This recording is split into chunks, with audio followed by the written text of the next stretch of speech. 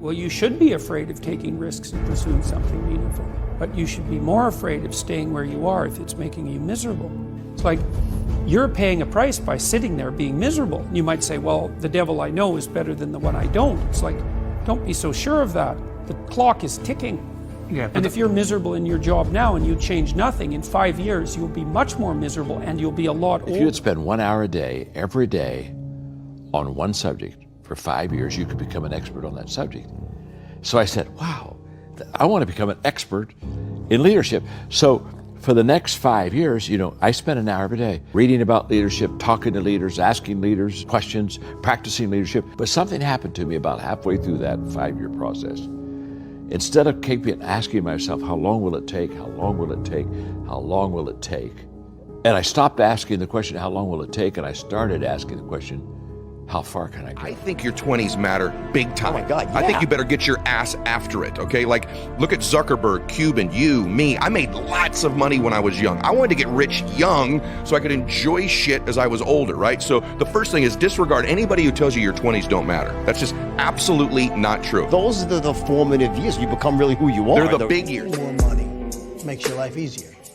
You don't have to worry so much about education and doctor's bills, and so it does make your life better. You see, the number one reason for divorce is lack of money, which was surprising. I saw it the other day. There are many more people getting divorced today because they have financial trouble. I got this 10% rule. Whatever I'm purchasing isn't 10% of 100% value of what I have in the bank, I don't touch it.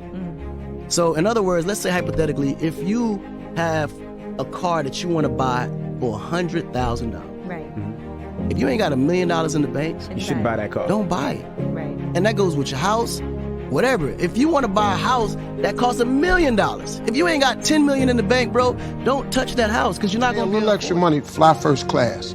What it does is it conditions your mind. Once you get in first class and you see how wide the seats are, everybody get a washcloth, they got a menu, you get to decide what you want, all the drinks is free.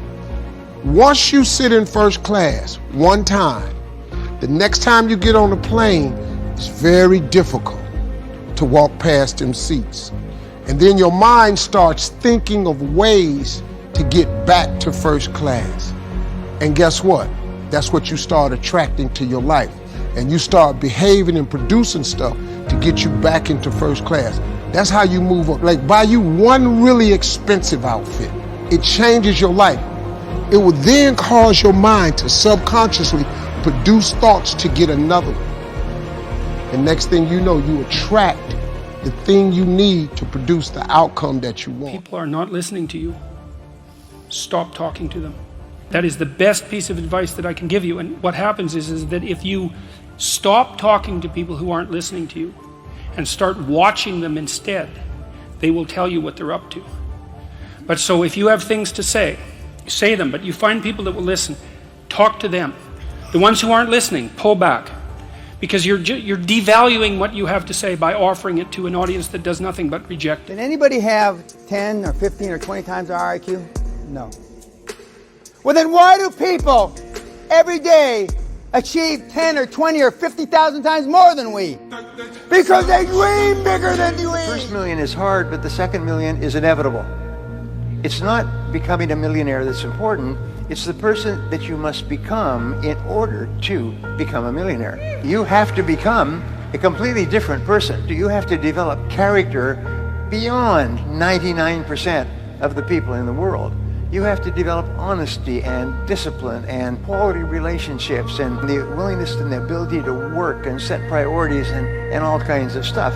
Because without that, nothing is possible. So once you've earned your first million, then you are the person who can earn a lot of money. And the second million, never easy. Never easy, but it's easier. The first million is really hard. The second million, not so much. The first million is hard, but the second million is inevitable. It's not becoming a millionaire that's important. It's the person that you must become in order to become a millionaire. You have to become a completely different person. No one can live without a routine. You just forget that. If you guys don't have a routine, I would recommend, you get one going, because you cannot be mentally healthy without a routine. You need to pick a time to get up. Whatever time you want, but pick one and stick to it, because otherwise You dysregulate your circadian rhythms, and they regulate your mood. A schedule, that's a good thing, man. Your brain will thank you for it. It will stabilize your nervous system.